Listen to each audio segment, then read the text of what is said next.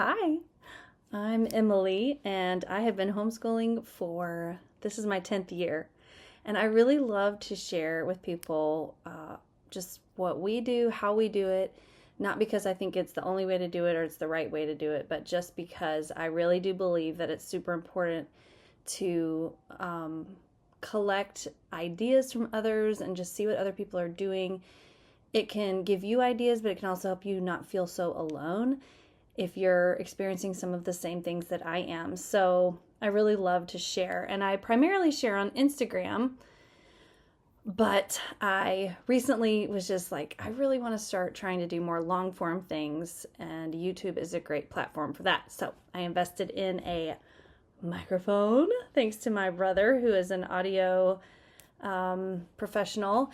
And so we're going to try this and see how this goes. So I hope that you enjoy this and let me know if you have questions along the way. I love to hear from you and know what you would like to hear about. But I thought that I would just share in this first video a little bit about myself and sort of how I found myself homeschooling. I thought I would never homeschool. I was a elementary education major. I went to the University of North Carolina at Chapel Hill, and that is all I ever wanted to do, was be a teacher. Well, I wanted to be a mom. I knew I wanted to be a stay-at-home mom, in fact, but I knew that in between the time, the little bit of time that I would be an adult, hopefully a little bit, and then get married and become a mom, that I would need some sort of job. So teacher was always the only thing that ever appealed to me. There's lots of teachers in my family, so it made a lot of sense. And I was very critical of homeschoolers. I didn't know very many growing up, but the ones that I did know didn't make me want to homeschool. So we'll just put it that way. So fast forward to having my first child, and he 1, 2, 3, age 4, and the Lord was working on me in ways that I did not notice. The year that he was 4, he was newly 4, and it was Easter, and I was working in the nursery at church with a teenage boy who happened to be homeschooled. And that morning I was just so blown away by the way that he interacted with me, the way that he spoke, his maturity. It was unlike anything I'd experienced from other teenage boys. And so there I was. I didn't even realize it, but God had shoved me right to the edge of that cliff. And I got back in the car and I told my husband on the way home, I think I want to homeschool. So I had gone from being quite hostile to wanting to jump in feet first. And that was all because my main reason was I wanted my kids to be that amazing as teenagers, because I just hadn't seen that before. So that became my initial reason. And of course, my reasons have changed drastically over time. Now it has so much to do with wanting to be the first place they hear things, wanting to be the primary teacher in their lives and the primary authority and primary source of truth. And of course, I get my truth from God's word. And so being able for my husband and I to be the first place that they hear those things. And in this culture that we live in, full of lies and twisted truth and partial truths that can be so appealing, we want to expose our kids to those things before the culture can, so that we can instill these values and the truth so that we can prepare them for what they're going to hear and how to combat it. So that has become like one of the main reasons that we homeschool. But then I love being able to go at the pace of my kids, being able to speed up or slow down the way that they need it. And I don't have to feel pressured that my kids aren't reading as fast as other kids, whatever that means, or not catching on to math as fast as other kids might. I get to just go at their own pace, and I get to spend so much time with them, and I get to know them in a way, because I spend so many hours with them, that is just so unique and kind of unavailable to people who send their kids to traditional school. So I love that. I also love how homeschooling refines me, and how all of my weaknesses get magnified through homeschooling. And I know that you may think like there's no way that she's for real, but truly, I appreciate that about homeschooling. I appreciate that my selfishness, I can't get away with it. And because if I want my kids to grow up and be less selfish than they are naturally tended to be, then I have to work on my own selfishness, and I have to be willing to apologize to them when I've been wrong, and I have to be able to confess to them when my selfishness is taking over. So that's just one of many, many examples, and the Lord is not done refining me yet, but there are just so many opportunities for refinement within homeschooling, and I love that. So I do homeschool with Classical Conversations, which is a curriculum that includes a once a week meeting together. So until fourth-ish grade, so around age 9, the curriculum is a lot more of just, you could think of it as a supplement. It's a great thing to do a good job with it because it prepares you for the further levels of CC, of Classical Conversations. But you could, if you're unfamiliar with CC, you could think of those early years as more supplemental. But then starting at around age 9 in fourth grade, it becomes a full language arts curriculum, which teaches English grammar and a fantastic writing program. And then starting in about seventh grade, around age 12, the kids move into the challenge program for the rest of their time in school, so through 12th grade. And the challenge program is actually a full curriculum with assignments for every subject. And it's not for everyone. CC is not for everyone. But one thing that I've really learned this year, I think I've sort of had an aha moment within the last year, that there are different types of homeschoolers. There are homeschoolers, and right now I'm talking about the moms. I'm talking about the parents who are making the homeschool decisions for their family. There are moms who want full control. They want to decide what their kids are learning and how in every single little aspect.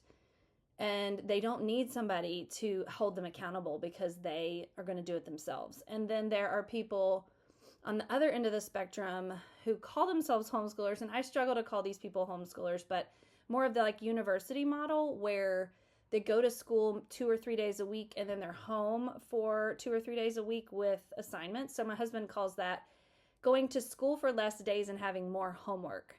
Because in that kind of model, the reason why I don't call it homeschooling is because you as the parent have absolutely zero control. You have to do the homework. You have to do the assignments. They have to be turned in. So you have no control over pacing, curriculum, nothing. You must do the work. So that's the other end of the spectrum. And then somewhere in the middle between parents who have full control over everything and parents who have zero control is Classical Conversations. So during the challenge program, 7th through 12th grade, CC has curated the curriculum for you. So they lay out, they say, here's what you should read, here's what you should do. And then in that once a week meeting, that's where the accountability comes in.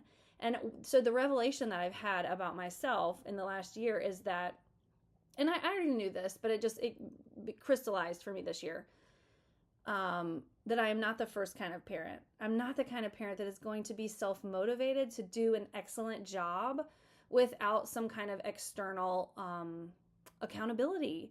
And so that is one of my favorite parts of CC. I love CC for so many reasons, and that can be a different video. But just, I'm talking more generally now about, I love the accountability that CC provides, because we do have specific assignments that are due each week. And so that keeps you accountable. But the way that it's different from a university model is that the parent still maintains full control. So if it is like, if people are sick in your family, if you are going on a vacation or on a trip and you're just not going to get to the work that week, or you're not going to be able to do it to the extent that the assignment calls for, that is your prerogative to change the assignment for your family. So the number one thing that we always like to tell families in challenge is, your student needs to be able to be hospitable in class. That means they need to have done enough work that they can participate in class, because so much of class is discussing the assignments that were done that week. So they need to have done just enough to participate in discussions so that it's not glaringly obvious that they did not do the work. So parents are going to be better and worse at being able to accomplish that. I mean, we can call that tailoring. You can tailor assignments for your particular student, for that particular week, for the particular season of your life. Tailoring is going to come more easily to some parents, and it's going to be more challenging for others. It's also can be more difficult for individual students if they know that their assignments are being tailored. It may really grate at them because they want to do everything that has been asked of them. And so that's something we can work through with them. But anyway, I love the accountability, and that's what I need. So CC is an excellent curriculum, and then being part of a community adds that accountability piece so that it makes me as the mom, it makes me do the work well, like make sure the work is done well. So I love that piece, and I love CC, and I love homeschooling. I love just everything about it. I mean, of course, I don't love it when the kids are bickering or when they are pushing back. And I just the other day had a mom say, "Oh, you homeschool? Wow, you must be so patient." I was ready though, because I hear that so much. Like that is like one of the most common things that I hear. And I responded to her, and I felt good about this response. I said, "I am no more patient than any other parent. I have just decided that I'm going to work through that." So that is what I want other parents to hear who are not homeschooling is, I don't have more patience than an average parent.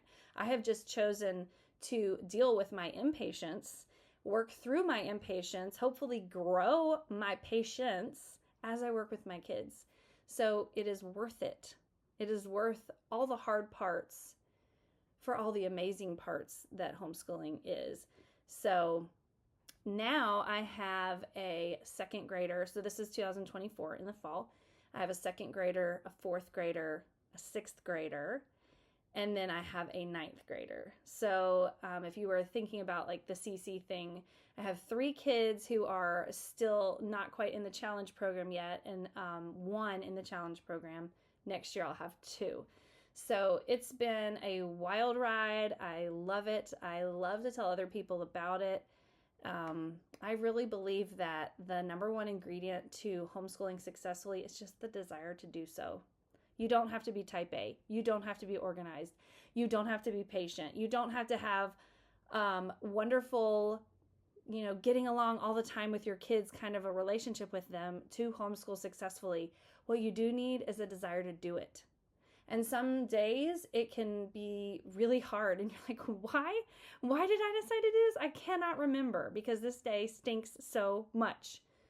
And that is when you go to your list that you wrote down, because you should. I don't actually have a list. This is not something that I particularly struggle with, but this is a common struggle, is having that hard day and then looking at the school bus going past your house and just feeling like, I'm going to stick them on the bus. I don't know why we're doing this.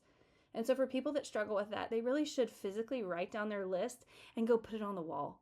And so when you're having a tough time, you go read that list, because the list was made in peace when your brain is feeling good and healthy and not, blowing up with frustration. And you go read that list and you remind yourself why you made the choice that you made, and you press on. You press on. There are a lot of days that I press on. No, I don't think about sending my kids to school, but I certainly have days that are super, super, super hard, where I just want to quit for the day anyway. I just want to forget this day, and you press on. And you have to teach your kids to press on, because their lives aren't going to be perfect and super easy either.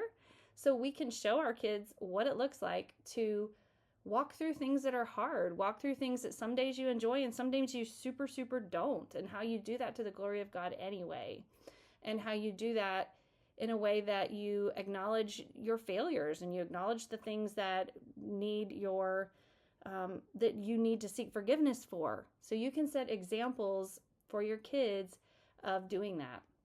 And what a gift to your kids to be able to show them what it looks like to be an adult who knows how to ask for forgiveness and who knows their own weaknesses and who works through them and works through them for them. Because we are homeschooling for our kids, because we truly believe this is the best way of education. So I love it. And what questions do you have for me? Let me know. I have really enjoyed talking to you, and I'm going to think of some more topics to share with you.